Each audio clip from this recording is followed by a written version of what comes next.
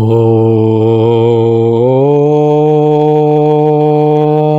శ్రీ సచ్చిదానంద సమర్థ సద్గురు సాయినాథ్ మహారాజ్ కీ జై.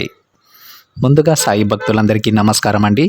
వీడియో చూస్తున్న ప్రతి ఒక్కరిపైన ఆ సాయినాథుని ఆశీస్సులు ఉండాలని, బాబాగారి భక్తులందరూ ఎప్పుడూ కూడా ఆనందంగా సంతోషంగా వారి జీవితాన్ని గడపాలని మనస్ఫూర్తిగా కోరుకుంటూ ఈ వీడియోని స్టార్ట్ చేస్తున్నాను ఫ్రెండ్స్. రోజులాగానే ఈరోజు కూడా మన బాబాగారు మనందరి కోసం మరొక చక్కటి సందేశాన్ని అయితే అందించబోతూ ఉన్నారండి. ఈ సందేశంలో బాబాగారు ఈ విధంగా చెప్తూ ఉన్నారు. బిడ్డ, ఒక వ్యక్తి నీతో ప్రయాణించడానికి వస్తూ ఉన్నారమ్మా. వారితో కాస్త జాగ్రత్తగా ఉండాలి.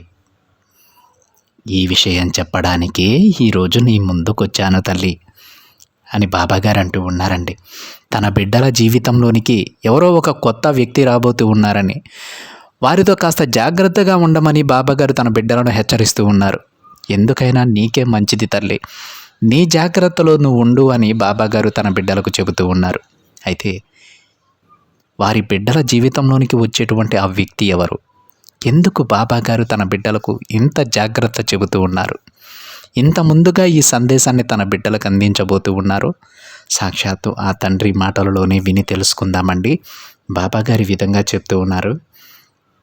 బిడ్డ, నీ జీవితంలోకి ఒక వ్యక్తి రాబోతున్నారమ్మా. వారితో కాస్త జాగ్రత్తగా ఉండాల్సి ఉంటుంది. ఎందుకంటే ఇప్పుడున్న కాలంలో కాస్త చనువు ఇస్తే చాలు, పూర్తిగా ముంచేస్తూ ఉన్నారు కదా. ఆ విషయం నీకు బాగా తెలుసు కదా తల్లి. అది ఇప్పటికే నీకు అనుభవం కూడా ఉంది, అవునా? ఒకరు నీకు పరిచయమయ్యి స్నేహం చేయగానే నీ పూర్తి వివరాలు, విషయాలు అన్నీ వాళ్లకు చెప్పవద్దు. ఎందుకంటే ఎవరు ఏంటో, వారు ఎలాంటి వారో తెలుసుకోకుండా చెప్పడం వలన వాళ్ళు నీకు హాని కలుగజేసే అవకాశాలు, నిన్ను అవమానించడానికి ఎన్నో మార్గాలు ఏర్పడతాయి. ఇప్పుడు నువ్వు ప్రయాణించే నీ గమ్యంలో ఎంతోమంది నీకు పరిచయం అవుతూ ఉంటారు తల్లి. అందులో కొంతమంది మధ్యలోనే విడిపోతూ ఉంటారు. అలా వాళ్ళు విడిపోగానే నీ గమ్యాన్ని నువ్వు ఆపుకోవద్దు. వాళ్ళ గురించి ఆలోచిస్తూ నీ మనసు పాడు చేసుకోవద్దు. నీ లక్ష్యాన్ని మరచిపోవద్దు బిడ్డ. ముందుకు నీ ప్రయాణాన్ని కొనసాగించమ్మా. ఎందుకంటే ఈ ప్రపంచంలో ఏది కూడా శాశ్వతం కాదు తల్లి. అది వస్తువైనా బంధమైనా సరే. నీతో స్నేహం చేసే కొందరిలో మాత్రం నీకు కనిపించని మరొక రూపం ఉంటుంది. ఆ రూపాన్ని నువ్వు చూడకుండా, తెలుసుకోకుండా నువ్వు తొందరపడి మాట్లాడేస్తూ ఉన్నావు తల్లి. ఇలా చేయడం వల్ల నువ్వే తరువాత బాధపడాల్సి వస్తూ ఉంది. కాబట్టి ఇతరులు నీకు ఎంత పరిచయమైనా, ఎంత దగ్గరి బంధువులైనా సరే, నీకంటూ ఉన్న కొన్ని విషయాలను వారితో పంచుకోవద్దు. ఒకవేళ పంచుకోవాల్సిన అవసరం వస్తే అది కేవలం నీ బంధంతో లేదా నీ రక్త సంబంధంతో మాత్రమే పంచుకో. అర్థమవుతుందా తల్లి? ఒక్క విషయం గుర్తించుకో బిడ్డ, నీ లోటుపాట్లను మాత్రం ఎవ్వరితో కూడా పంచుకోకూడదు. అలా పంచుకున్నావే అనుకో, నీ పూర్తి జీవితాన్ని తీసుకెళ్ళి వారి చేతులలో పెట్టినట్లవుతుంది తల్లి. నీ పూర్తి భవిష్యత్తును వారు లాగేసుకుంటారు. వాళ్ళ చేతిలో నువ్వు కీలుబొమ్మవు కాగలవు బిడ్డ. కాబట్టి ఎవరికి ఎప్పుడు ఏం చెప్పాలో కాస్త ఆలోచించి మాట్లాడుతూ ఉండు. చూడు బిడ్డ, పక్కవారు చెప్పే మాటలు కొన్ని నీకు మంచిగానే అనిపించవచ్చమ్మా. కానీ అవి చాలా తీవ్ర పరిణామాలకు దారి తీయగలవు. అందుకే నీకంటూ కొన్ని సొంత విషయాలు ఉండాలి. అన్నింటినీ అందరితో పంచుకోకూడదు బిడ్డ. ఎదుటివారు చెప్పే కొన్ని మంచిగా అనిపించే చెడు మాటలకి జాలిపడ్డావంటే నీ కష్టాలను నువ్వే కొని తెచ్చుకున్నట్లవుతుందమ్మా. నీకొక విషయం చెప్పనా బిడ్డ, సముద్రంలో ఓడలో నువ్వు ప్రయాణించేటప్పుడు హాయిగానే ఉంటుంది. కానీ ఆ ఓడకు ఒక చిన్న రంధ్రం ఏర్పడినా సరే క్షణంలో వారందరూ కూడా సముద్రంలో మునిగిపోతారు. కాబట్టి ఎదుటి వారితో మాట్లాడేటప్పుడు కాస్త జాగ్రత్తగా ఉండు. నీ సొంత విషయాలన్నీ కూడా ఎవ్వరితోనూ పంచుకోవద్దు బిడ్డ. నీ బాబా ఎందుకు ఈ మాటలు నీకు చెబుతూ ఉన్నాడో అర్థం చేసుకో. నువ్వు నీలానే నీకు నచ్చినట్లు ఉండమ్మా. ఎవరో ఏదో అన్నారని నిన్ను నువ్వు మార్చుకోవాల్సిన అవసరం లేదు. నువ్వు ఎలా అయితే ఉండాలి, ఎలా జీవించాలి అని అనుకుంటూ ఉన్నావో అలానే ఉండు. నేను నీకు ఎలాంటి అభ్యంతరం కూడా చెప్పను. చూడు తల్లి, జరిగిపోయిన దానిని తలుచుకొని నువ్వు బాధపడవద్దమ్మా. ఎందుకంటే దానిని ఎవ్వరూ మార్చలేరు, అందువల్ల ఉపయోగము లేదు. కానీ తల్లి, గతం నుంచి నువ్వు ఎన్నో పాఠాలు నేర్చుకోవచ్చు. ఇంతకు ముందు చేసిన తప్పులను మళ్ళీ మళ్ళీ చేయకుండా జాగ్రత్త పడవచ్చు. ఆ తప్పు మళ్ళీ జరగకుండా ఉండాలంటే ఏం చేయాలని ఆలోచించు. అప్పుడు నీకు మంచి దారి కనిపిస్తుంది. చూడు బిడ్డ, ఎప్పుడు కూడా నీ సలహాలను బయట వారితో పంచుకోవద్దు. ఎందుకంటే ఆ సలహా కారణంగా వారికి మంచి జరిగితే పర్వాలేదు, పొరపాటున చెడు జరిగిందా, నువ్వు కావాలనే ఆ నిర్ణయాన్ని వారికి చెప్పావని నువ్వు మంచి కోసం చెప్పినా సరే దానిని వక్రీకరించి చూస్తారు. ఆ నెపం మొత్తం నీ మీదకి నెడుతారు. వారి పతనానికి కారణం నువ్వే అని బల్లగుద్ది మరీ చెబుతారు. అందుకే తల్లి, ఎవ్వరికీ కూడా సలహాలు ఇవ్వద్దు. చూడు బిడ్డ, ఎవరితో ఎంతవరకు ఉండాలో అంతవరకు ఉంటే ఎవ్వరికీ ఎలాంటి ప్రమాదము రాదు, ఎలాంటి నిందలు పడవు. ఎవరైతే అందరూ మనవారే అనుకుని అందరి మంచి గురించి ఆలోచిస్తారో, అందరికీ వారి వంతు సాయం చేస్తూ ఉంటారో, పొరపాటున ఏదో ఒక్కసారి వారికి సాయం అందకపోతే తప్పు మొత్తం మీ మీదకి నెట్టేస్తారు బిడ్డ.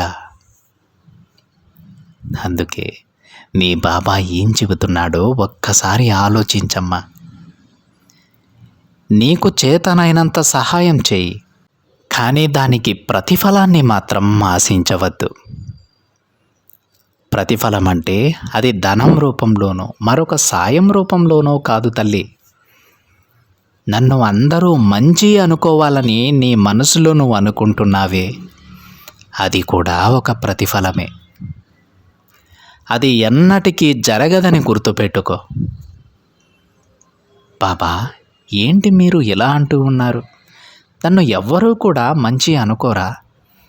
నేనందరికీ మంచే చేస్తున్నాను కదా బాబా, అందరికీ సాయం చేస్తున్నాను కదా, మరి ఎందుకు వారు నన్ను దూషిస్తారు అనే సందేహంలో ఉన్నావా? చూడు బిడ్డ, నువ్వు మంచి చేయడానికి, మంచి అనిపించుకోవడానికి ఎన్నో సంవత్సరాల పాటు కష్టపడినా సరే 100 మందిలో కొందరైనా సరే నిన్ను చెడుగానే చిత్రీకరిస్తారు. అందుకే నువ్వు మంచి పేరుని అందరి దగ్గర నుంచి ఆశించవద్దు. నీకు కుదిరితే సహాయం చెయ్యి, లేదంటే అక్కడి నుండి వెళ్ళిపోతల్లి. చేసిన సహాయానికి ప్రతిఫలాన్ని ఆశించవద్దమ్మా.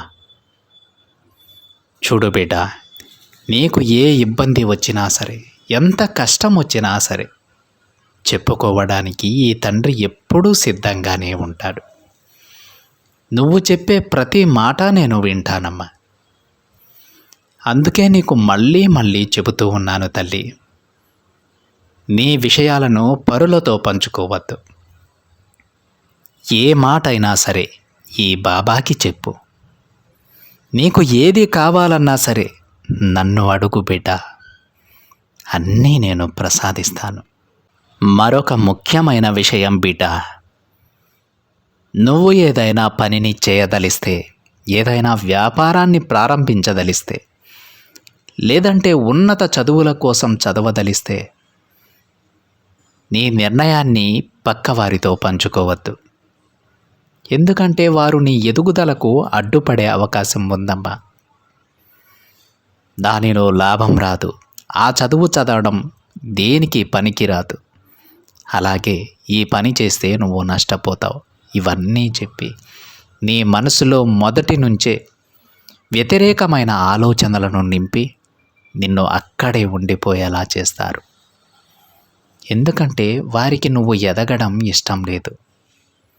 నువ్వు సంతోషంగా ఉండటం వారు చూడలేరు. అందుకే నిన్ను నువ్వు నమ్ము. నువ్వు ఏ పని తలపెడితే ఆ పని చెయ్యి. నీ బాబాని ఒక్క మాట అడుగు. నా అనుమతి దొరికిన వెంటనే నీ పనిని ప్రారంభించు తల్లి. నువ్వు ఏ పని ప్రారంభించినా, ఏ వ్యాపారం ప్రారంభించినా, ఎటువంటి చదువులను చదవాలనుకుంటున్నా నా పూర్తి ఆశీస్సులు నీకు ఉంటాయి. ప్రతి దానిలో నువ్వు విజయం సాధించేలా నేను ఆశీర్వదిస్తాను తల్లి. మళ్ళీ చెబుతున్నానమ్మా, ఎప్పుడూ కూడా నువ్వు ఏది చేయదలిస్తే అది చెయ్యి. దానిని బయట వారికి చెప్పవద్దు. సరేనా? ఈ తండ్రి చెప్పింది అర్థమవుతుంది కదా? నీ జీవితాన్ని నువ్వే మంచిగా మార్చుకోవాల్సి ఉంటుంది. నువ్వు ఎంత కష్టపడతావో అంత ఎత్తుకి ఎదగగలవు. అన్ని విజయాలను నువ్వు సాధించగలవు. గతాన్ని వదిలేసి ఇకనైనా ప్రశాంతంగా ఉండు. నీకు తోడుగా నీ బాబాని నేను ఎప్పుడూ నీతోనే ఉంటాను తల్లి. ధైర్యంగా ఉండు. ఇక దేని గురించి ఆలోచించవద్దు. నీ జీవితంలోకి రాబోతున్న ఆ ఒక్క వ్యక్తితో మాత్రం జాగ్రత్తగా ఉండు చాలు. మిగతావన్నీ నేను సరిచేసేస్తాను. నీ జీవితాన్ని గొప్ప స్థితిలోకి నేను తీసుకువెళ్తానమ్మా. జాగ్రత్త అని బాబాగారు అంటూ ఉన్నారండి.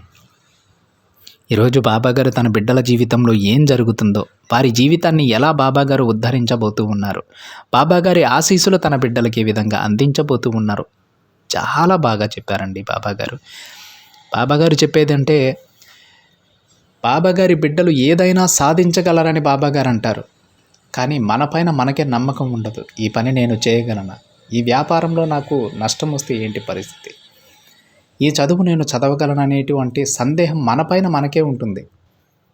తన బిడ్డలను బాబాగారు ఎంత గొప్పగా నమ్ముతారో, ఎంత గొప్పగా చూడాలనుకుంటారో ఆ నమ్మకం మనపైన మనకుండదు. అందుకే బాబాగారు ఏ సందేశం చెప్పినా అందులో తప్పకుండా అంటూ ఉంటారు, ముందు నిన్ను నువ్వు నమ్ము తల్లి. ఎందుకంటే నువ్వు ఏదైనా సాధించగలవు. కానీ నువ్వు చేసే తప్పేంటో తెలుసా అని బాబాగారు ఈరోజు తన బిడ్డలు చేసేటువంటి తప్పు ఒకటి చెప్పారండి. మీరు ఏ పని చేయదలుచుకున్నా, ఏ చదువు చదవదలుచుకున్నా, ఏ వ్యాపారం ప్రారంభించదలుచుకున్నా ముందు మీరు అనుమతి కోరాల్సింది బాబాగారి దగ్గర. ఆ తర్వాత దానిని చెప్పాలనుకుంటే మీ బంధానికి చెప్పాలి, మీ రక్త సంబంధీకులకు చెప్పాలి. అంతేకాని అందరూ మంచివారే అనుకుని ప్రతి ఒక్కరితో దానిని పంచితే వారిలో మంచివారు ఉంటారు, చెడ్డవారు ఉంటారు. వారిలో ఎవరు మంచివారో ఎవరు చెడ్డవారో తెలుసుకునేంత గొప్ప మేధావితనం మనలో ఎవ్వరికీ లేదండి. మన కంటికి కనిపించేదంతా కూడా బోటకం. అందుకే మన జాగ్రత్తలో మనం ఉండాలని బాబాగారు తన బిడ్డలకు చెబుతూ ఉన్నారు. నువ్వు సాయం చేయదలిస్తే నువ్వు సాయం చెయ్యి, కానీ దానికి ప్రతిఫలాన్ని ఆశించవద్దు. నువ్వు ఏదైనా పని తలపెడతావా, లేదంటే ఏదైనా చదువు చదవాలనుకుంటున్నావా, లేదంటే ఏదైనా ఉద్యోగం కోసం వెళ్ళాలనుకుంటూ ఉన్నావా, వ్యాపారం చేయాలనుకుంటూ ఉన్నావా, ఏదన్నా చెయ్యి బిడ్డ. నువ్వు ప్రతి ఒక్క దానిలో విజయం సాధించగలవు. నీపైన నాకు ఆ నమ్మకం ఉంది. కానీ నీపైన నువ్వు నమ్మకాన్ని పెంచుకో. ఎవ్వరికీ చెప్పకుండా నీకు నా అనుమతి దొరికిన వెంటనే నువ్వు ఏం చేయాలనుకుంటూ ఉన్నావో దానిని మొదలు పెట్టేసేయ్. అందులో విజయం వచ్చేలాగా నేను చూస్తాను. నువ్వు ఎంత ఎత్తుకి ఎదగాలనుకుంటూ ఉన్నావో అంత ఎత్తుకి నా చెయ్యి పట్టుకొని మరీ నేను నా బిడ్డను తీసుకెళ్తానమ్మా. అందులో ఎలాంటి సందేహం లేదు. నువ్వు ఇరుగు పొరుగు వాళ్ళు ఏదో చెప్పారని నీ మీద నువ్వు అపనమ్మకాన్ని పెంచుకొని నువ్వు అక్కడే ఆగిపోవద్దు. ఎందుకంటే కొంతమంది నీ ఎదుగుదలను చూడలేరు. నువ్వు సంతోషంగా ఉంటే వాళ్ళు కళ్ళల్లో నిప్పులు పోసుకుంటారు బిడ్డ. అందుకే ఎప్పుడూ కూడా ఎవ్వరికీ నీ విషయాలంటూ ఏవీ చెప్పవద్దు. నీకంటూ కొంత సొంత విషయాలు ఉండాలి. ఆ సొంత విషయాలను నీ మనసులోనే దాచుకోవాలి, లేదా ఈ తండ్రికి చెప్పు. అంతేకాని అందరితో అన్ని విషయాలు పంచుకోకూడదు బిడ్డ. ఈరోజు నీకు చెప్పబోయేటువంటి ముఖ్యమైన సందేశం ఏంటంటే ఇదే. నీ జీవితంలోకి ఒక వ్యక్తి రాబోతూ ఉన్నారు త్వరలో. అతనితో చాలా జాగ్రత్తగా ఉండు, లేదంటే చాలా నష్టపోవలసి వస్తుంది. ఆర్థికంగా చాలా కిందకి దిగిపోవలసి వస్తుందమ్మా. కాస్త జాగ్రత్తగా ఉండని తన బిడ్డలను బాబాగారు హెచ్చరిస్తూ ఉన్నారు. ఇప్పటికే మీకు అర్థమై ఉంటుంది బాబాగారు ఎవరి గురించి, ఎవరిని ఉద్దేశించి ఈ సందేశం చెప్పారు.